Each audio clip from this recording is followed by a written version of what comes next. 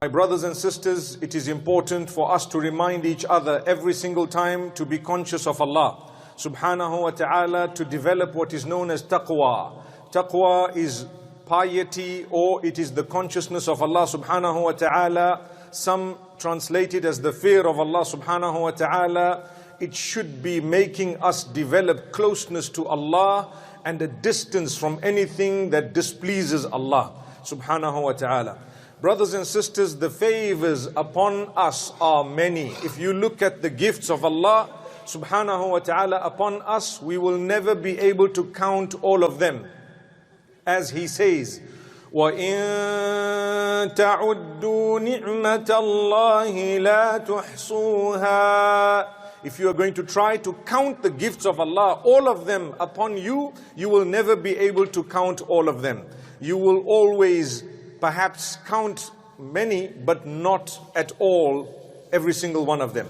From among the gifts of Allah is the fact that you have iman, you have belief in Allah subhanahu wa ta'ala. The fact that you and I are followers of Muhammad sallallahu alayhi wasallam. The fact that Allah brought us into this earth so that we can worship Him. That's a gift of Allah subhanahu wa ta'ala. We are going to be leaving this earth very soon. Allah brought us here in order to prove ourselves to Him that we will worship Him alone. So that is a gift of Allah subhanahu wa ta'ala. Another great gift of Allah subhanahu wa ta'ala is the fact that He allows us to get married. Subhanallah, subhanallah. It's a great gift of Allah. May Allah make it easy for those who are not married to get married. Once people are married, subhanallah, what happens? The favor of Allah is to bestow them with children, with offspring. Everyone wants to have children. May Allah bless those who don't have children with children. Ameen.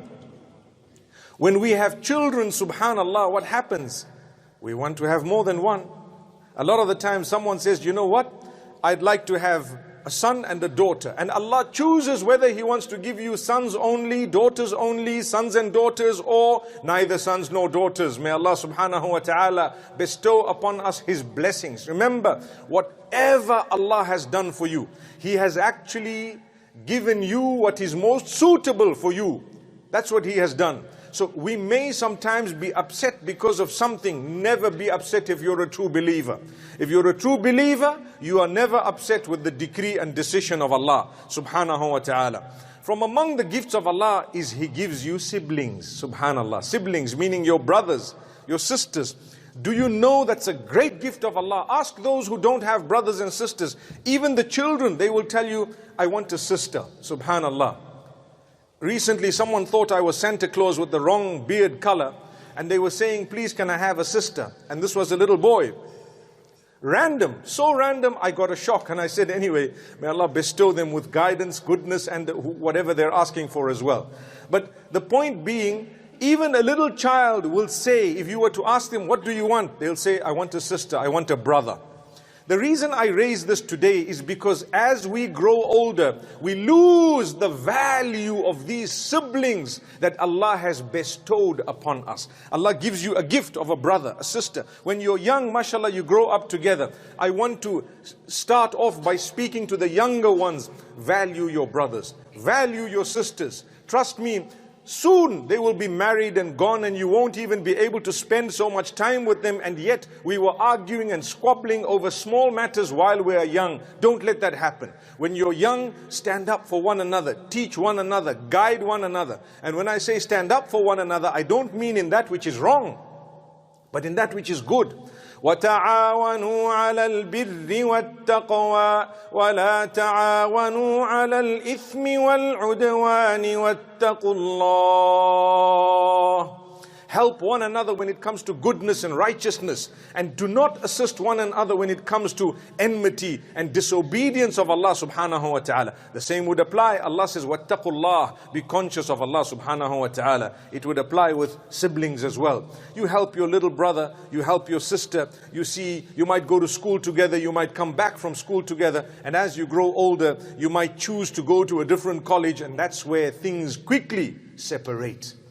Things quickly separate. But I want to inform you of another gift of Allah subhanahu wa ta'ala today, and that is communications. They've become so easy. You communicate with people much easier than we used to when I was young. And some of those older than me, you probably know how difficult it was. You write a letter, a month later it arrives at your brother. They read it and reply. It takes them a week to do that, and it will come back to you a month later. That's 2.5 months before you've even said hello. May Allah subhanahu wa ta'ala grant us forgiveness. Nowadays, you see someone, you can talk to them. The problem is, we use it in a wrong way. When last did you call your siblings? No matter where they are, they could be somewhere in another country. When did you phone them? When did you speak to them? When did you have a video call with them? For example, yet we can do that with the wrong people. We can actually call people for business on a daily basis because we want to earn the pound and the dollar while we're in the dunya. But wallahi, we forget to earn the currency of the akhirah. Allah made them your brothers. Allah made them your sisters in order to test you what is going to be your relationship with them. Are you going to fulfill what Allah has instructed you to fulfill? Allah brought me into life. He chose who's going to be my brothers. I need to be aware of that. He chose who's going to be my sisters. I need to value them. I need to help them. I need to reach out to them. He chose my parents, but I don't want to speak much about parents today because that's a topic on its own. I want to speak more about siblings. Your brothers, your sisters, as you grow older, you find life takes you to different places. And like I said, even at university level, perhaps, one might go to a different city, a different country. How much are you in touch with them? Are you in touch in a positive way or a negative way? Understand it's the plan of Allah. Some people, they pick on their siblings just because this one is younger, just because that one is darker, just because this one perhaps is not doing that well in life, or just because this one has done so well in life, we become jealous, etc. No way. It's a test of Allah subhanahu wa ta'ala. Surah Al-Baqarah, right at the beginning, Allah subhanahu wa ta'ala speaks about fulfilling the relations that He has instructed you to fulfill. He chose for you your relatives because it's a test for you. If it was not a test, you would have been able to choose your own relatives. The fact that Allah chose, it means it's a test for you. Anything you have had absolutely no say in whatsoever, it's the biggest test for you. Remember, as a human being and as a mu'min, even if your siblings are not believers, how much have you spoken to them? How have you related to them? Sometimes the way we relate to our relatives who perhaps are not Muslim is such that we chase them away from the goodness of Islam. We chase them away in a way that subhanAllah, we become an embarrassment for our own deen and our faith. You just have to say, I love you.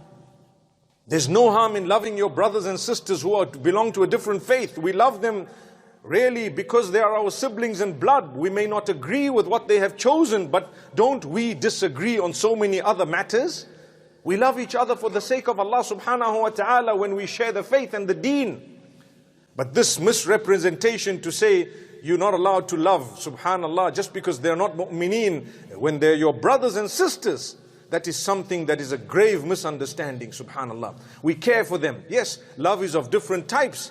This is the filial love. This is the love of your siblings. Why not? We will reach out to them. I care for you. Do you need anything? Is there anything I can do for you? Do you know, if you want to have an impact in somebody's life, you need to show them you care. You need to show them you love them. If you don't do that, you will never have a positive impact in their lives. And if you don't show them by telling them, nowadays, it's more important to utter it. Even between husband and wife. You know that a long time back, they did not used to say, I love you as much as we do today. We have to today. Because they would prefer to feel it rather than to say it. With us, we want both the feeling and the saying. You need to repeat it again. But remember to send these messages to your brothers, your sisters, and your children. And go beyond to those who are related to you closely. The choice of Allah subhanahu wa ta'ala. وَالَّذِينَ يَصِلُونَ مَا أَمَرَ اللَّهُ بِهِ أَن يُوصَلَ وَيَخْشَوْنَ رَبَّهُمْ وَيَخَافُونَ سُوءَ الْحِسَابِ. Allah speaks of those who have sound intellect, those who will be earning Jannah. They are the ones who fulfill the relations that Allah has instructed them to fulfill. Starting with your siblings. If you want paradise, you need to fulfill these relations. You need to know how to maintain ties. And this is why if you look at Surah An-Nisa, the opening verse, Allah says, وَاتَّقُوا اللَّهَ الَّذِي تَسَاءَلُونَ بِهِ وَالْأَرْحَامِ. Be conscious of Allah, whose name you use when you're asking one another important matters. We use the name of Allah, don't we? Allah says, be conscious of Allah subhanahu wa ta'ala, and be conscious of your relations, your relatives. Who are they? How do you treat them? No matter who they are, you're supposed to be good and kind to your parents, even if they are not Muslim. And you have love for them because they are your parents. And this is why you care for them. You reach out to them, subhanAllah. The same would apply to your brothers, your sisters, your family members. So Allah subhanahu wa ta'ala praises those who go out of their way to give that reassurance to those whom they are related to. Remember this. And another verse also in Surah Al-Ra'd, and we find it in Surah Al-Baqarah as well, where Allah warns us. وَالَّذِينَ يَنقُضُونَ عَهْدَ اللَّهِ مِن بَعْدِ مِيثَاقِهِ وَيَقْطَعُونَ مَا أَمَرَ اللَّهُ بِهِ أَن يُوصَلَ وَيَقْطَعُونَ مَا أَمَرَ اللَّهُ بِهِ أَن يُوصَلَ وَيُفْسِدُونَ فِي الْأَرْضِ أُولَئِكَ لَهُمُ اللَّعْنَةُ. Allahu Akbar. Allah says, the cursed are those who break the relations that Allah has instructed them to maintain. The cursed are those who break the relations. Allah says in Surah Al-Baqarah, أُولَئِكَ هُمُ الْخَاسِرُونَ. They are the losers. Allah says, I gave you your brother, I gave you your sister, I gave you your relatives, I gave you your parents, your children. Why do you just go and break the relation with the smallest of reasons? A lot of the times it's connected to money matters. It's connected to sometimes perhaps you got married, they got married, maybe the spouses didn't get along, so they divide the brothers or sisters themselves. Why? That is not the way a mu'min should operate. Allah says, those are the losers. Imagine being called a loser. We would not like that. So the encouragement from this pulpit today is, let's go out of our way to maintain our family ties. Let's message our brothers and sisters to tell them how much we love them. Let's message them to say how much we care for them. Let's call them. Let's invite them over once in a while. Wallahi, ask those who live a singular life with no relatives, or those who are in distant lands, they can never ever get together. They will tell you that, you know what, I feel lonely sometimes. They will be so happy when they see another family with so many relatives, and they will in their heart feel, I wish I was a part of this. So let's never ever forget the value of family members. The problems you have in your family are a test from Allah.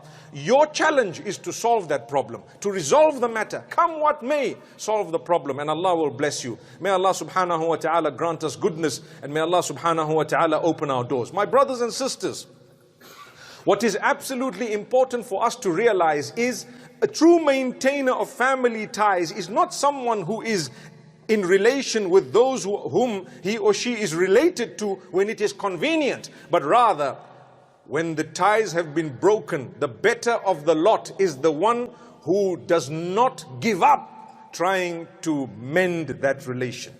Subhanallah.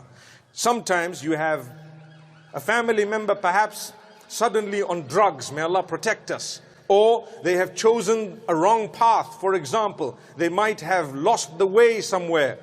Depending on how close they are to you, the feeling you have in your heart, why do we give up?